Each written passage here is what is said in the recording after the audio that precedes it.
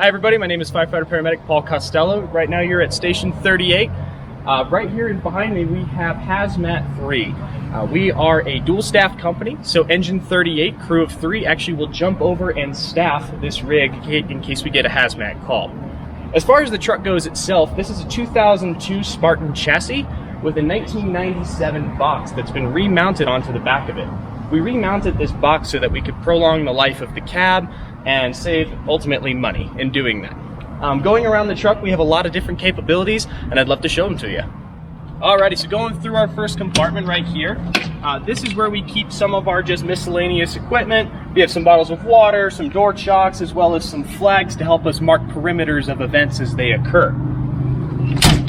Moving along here, it's actually kind of cool. We have this big awning along the side. It provides us cover because when we're inside of our hazmat suits, it gets very hot. Gives us a nice break in case it gets really warm outside. Go to our next compartment. In here we have a lot of our oil response stuff. Up here, these are giant buoys that we can throw out into waterways to protect water from oil moving further downstream. These will soak up that oil and help us prevent damage to ecological different systems. Going down to the bottom shelves, we just have different sizes of these, and then down in here we have big pads that we can throw out on the ground in case it gets onto soil, and it'll pull it up out of that. Moving in over here, these are the same pads that just helps us get them to the scene a little bit quicker using a tow.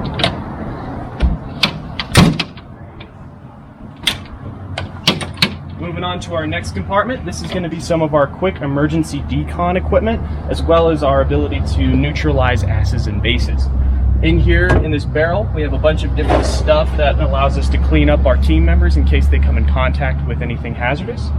And then up here, we have different spray bottles that we can use to put in our chemicals to clean off contaminants.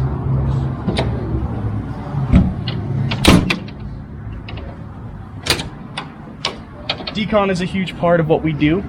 Decon being decontamination of chemicals, getting them off of people, off of animals, off of streets and sidewalks. In here we have some more equipment that helps us get people out of hazardous environments. This is a sled that we can drag people out who are incapacitated on, as well as a table where it helps us organize all of our different testing equipment. So we have different papers and testing kits, and we'll just set them on there so we know where they're laid out. Makes it easier for us to do our job.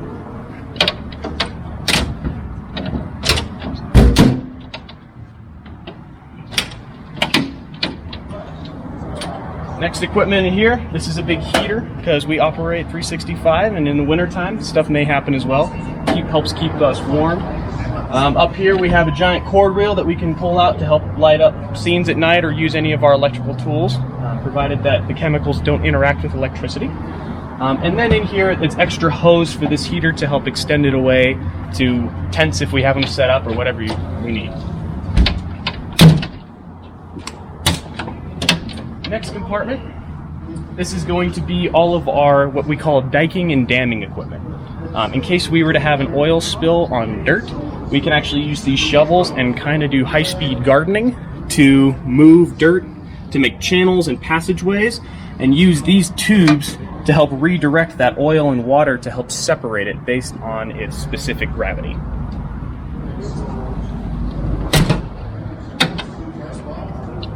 On the back of the truck, this is an access into the inner compartment, which we'll show you in just a moment. But we have some extra lights on the outside that we can set up to help illuminate scenes. This back compartment has miscellaneous tools for grounding. When we have a truck that is up on its tires, it's not actually connected to the ground, which is called grounding and bonding. So we have to take wires and connect from the tank of the truck to the ground in order to neutralize any current. That way when I touch the vehicle, it doesn't create a spark and possibly ignite any gas that may be in the air. So all of these tools in here are used to help ground and bond that.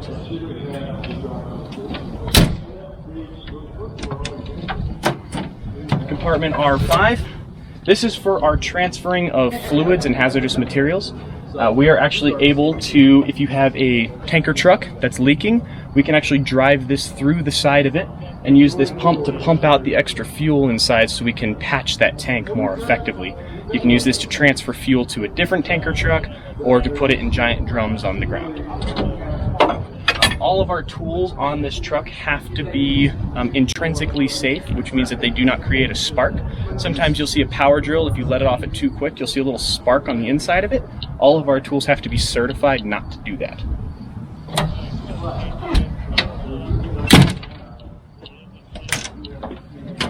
Moving into this compartment, this is our probably most used substance on the Hazmat rig. It's called Quicksorb. It is basically cat litter. We put this down onto small spills and it soaks up oils, it soaks up anything that might have spilled onto the ground and separates it from water. So we go through this stuff pretty frequently. I believe we carry 12 buckets on here, and then we have more buckets on the top of the rig as well. All engines and towers in South Metro carry this oil dry stuff. So anybody can soak this up until we get there, and we just have a bunch more of it. In here, we have these ice vests that we can actually wear underneath our hazmat suits to help keep us cool. So we keep all of our packs for those inside of this cooler. We can also throw bottles of water in there, whatever we need to on scene.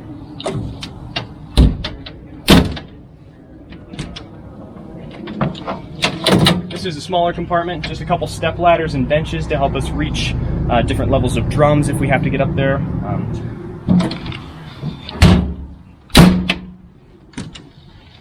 And then over here, this goes all with our hazmat safety equipment. These are air bottles that go with our SCBA packs because we will wear those underneath our suits.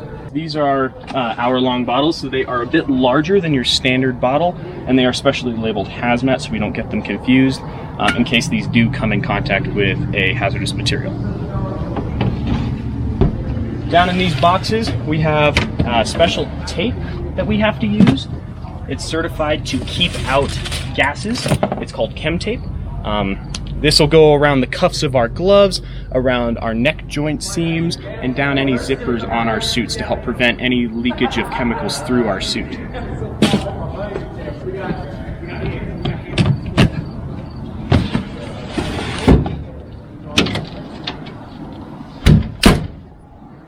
And then over here, this is our final exterior compartment. We have an extra propane tank and what we call a flaring kit. What we can do is if a tanker is leaking out in the middle of nowhere, we have no place to put the leaking fuel, we can actually set up a system to burn it off. To prevent it from going into the soil, damaging waterways, we'll just burn it off and let it evaporate. We also have extra clamps in here.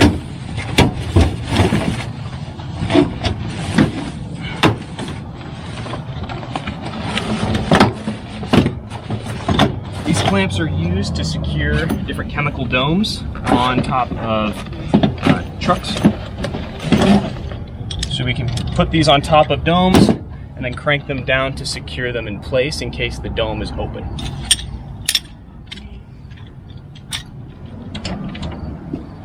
Inside of the hazmat rig, we have a lot more space than you would normally see on an engine. This allows us on scene to suit up in our larger suits. In this center compartment right here, we just have some miscellaneous items such as map books, paper towels, bottles of water, or anything else we might need while inside of the cab.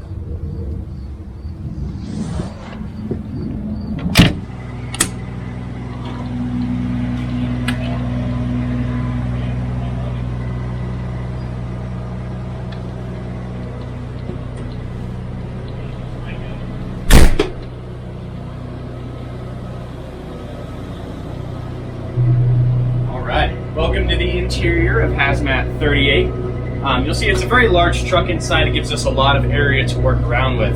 The area you're in here right now is our research center. Whenever we go on a hazmat call, we want to be sure what we're dealing with and be able to research and figure out everything that we need to do to help mitigate that situation. Up here you'll see a bunch of different computer and radio systems, as well as some pretty advanced equipment that we can use to help keep us safe and help figure out what we're dealing with. Over here, we'll be doing research on the computers using different guides and textbooks to go through to figure out all of the chemical properties of the substance that we're dealing with. A couple things that we have on this rig that are very exciting. We actually have the ability to identify materials through different laser wavelengths. We can actually shoot a laser at a substance and it'll help identify the chemical breakdown of what is in a powder or a liquid. Over here, This is our kind of pride and joy. This is called our Hazmat ID. We're able to put any substance on top of this little platter, flip this little laser head down onto it, and it'll actually tell us the entire chemical breakdown of anything we put on there. So I could put protein powder on there and it would tell me exactly what kind of protein powder and how good it is. So it's great for firefighters. We can figure out what we're eating. Over here, we have our identifier. This is for radiological events. Let's say we have a radioisotope that's out there and we know it's out there, but we need to figure out what it is and where exactly to pinpoint it. We can use this to help kind of locate and trace that, put it up to it, and it'll tell us exactly what kind of isotope we're dealing with. Going across here, we have a bunch of different screens to help broadcast information to our team. We have our radios to help communicate. We have personal radios that each member of the team will carry whenever we're on a call. These are special radios. They are encrypted, so that way the traffic that's on here can't be picked up by local radio stations. It's all very secure, very high-tech, and very cutting-edge. Over here, this is one of our newer systems. This is called our area array. This is a large area gas meter. We have, I believe, 6 of them. We can set them up and they all radio link together and they can talk and read the air in the area that we're in to let us know if there's a hazardous cloud of invisible gas moving across. These will all communicate back to our systems over here, and this will keep a log of every single thing that this piece of equipment is picking up. Moving back down the hallway, these are the SCBAs that we will wear inside of our suits. They are hour-long bottles, specially labeled with our hazmat band to know that these bottles may become contaminated. Up here, these are more parts of our gear, coveralls and jackets in case we have cold weather. These are some extra vests to keep us safe and give us extra storage while we're in the suits. And then some hard hat helmets, so we don't have to wear our fire helmets inside of our suits. A little more low profile.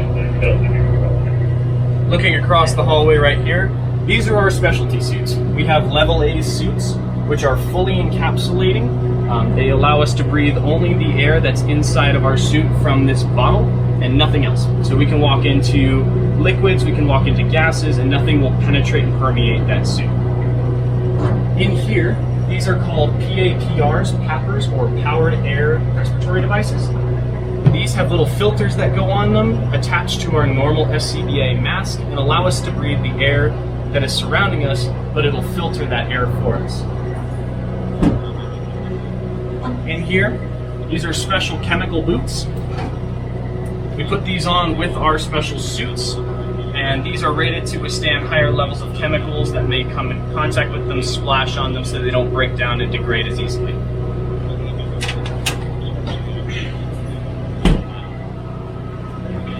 Coming back here, we have more suits. These are called encapsulating level B suits. Much like our level A suits, they're just not rated to the same level of chemical decomposition as those suits are. Down here we have multiple different pieces of equipment. We have another one of the Ahura systems. We have different digital camera systems so we can monitor events interior and exterior at the same time. And then we also have a special piece of equipment to help clean up any kind of mercury spills. So those little glass thermometers, if that stuff breaks, it's very toxic. That'll help us clean it up safely with a special vacuum.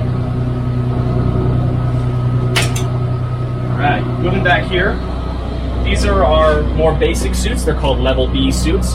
It's basically a giant Tyvek painter suit that we can put on.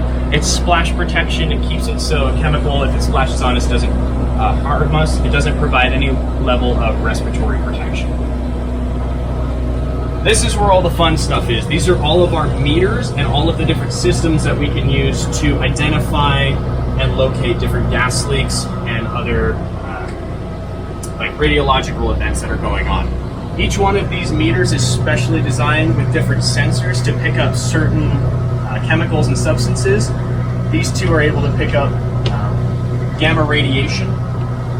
Moving down, we have different gases, different bulbs that will identify different levels of explosive gases. This meter is specially designed to pick up gases that are given off during a fire, such as H2N, hydrogen sulfide, hydrogen cyanide, This one is specially designed to pick up benzene. It has special filters on the side that react to benzene in ways that these other meters can't. These help locate freon leaks, so we can walk into a King Soopers or another giant box refrigerator store if they have a leak in their system, and we can identify where exactly that leak is coming from and hopefully shut it down right away. Down here, these are much smaller devices. They're more specialized for single gases. You can see the different gases that they'll pick up right here. They're designed to pick up only those gases. All of these systems that you see in here will communicate with our computers in here, so our technicians that are sitting in here can see exactly what our technicians downrange can see. It's a very specialized capability that only this rig has. These are all of our different transmitters. These link all of these together, and so in case we have to go multiple miles downrange, if it's very hazardous, we can set these up and they'll relay the communication down the road. These are an older piece of equipment, but one of the most reliable. This is called a Canberra. It picks up radiation, and it's a personal dosimeter for our technicians. So if they're dealing with a radioactive incident, we'll put one of these on our members, and it keeps track of how much radiation they're absorbing, and it'll tell them when it's time to leave.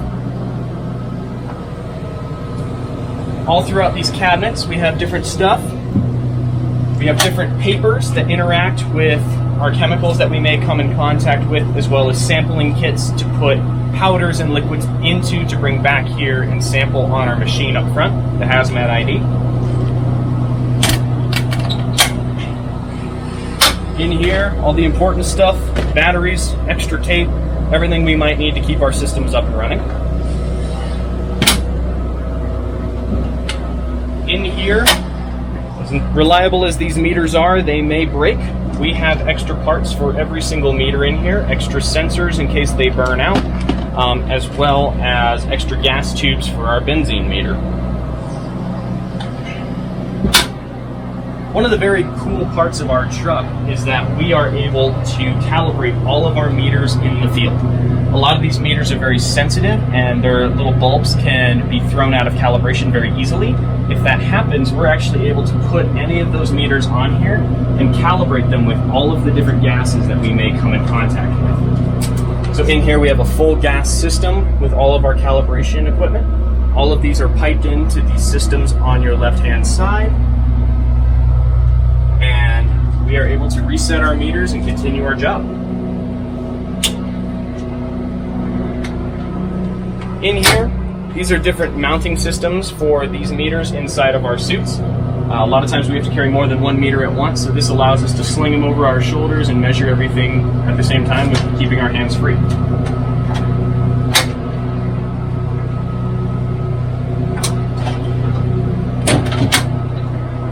In here we have some more monitor parts, extra cases in case we need to replace those, as well as more gas distribution valves and regulators.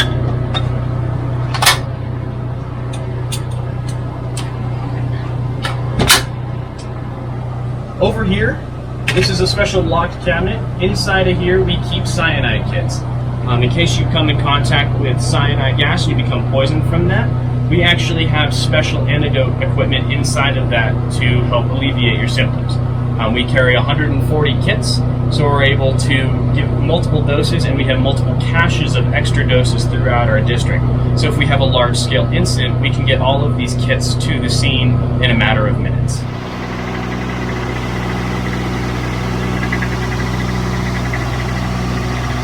On top of our truck, we have a light tower to help illuminate during the night. This is a control panel for it where we can raise and lower it. So we'll go ahead and bring it up so we can show you.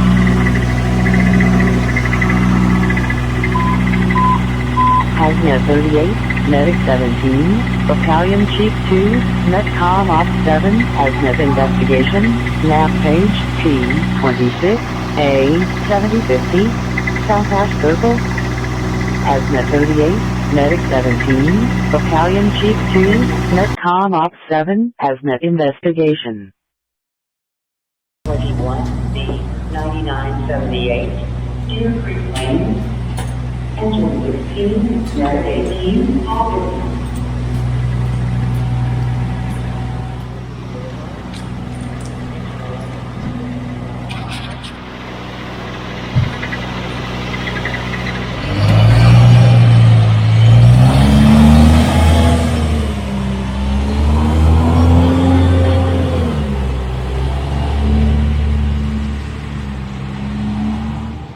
Okay. Engine 38, commercial fire alarm, map page Q24B at St. Mary's Academy, 4545, South University Boulevard.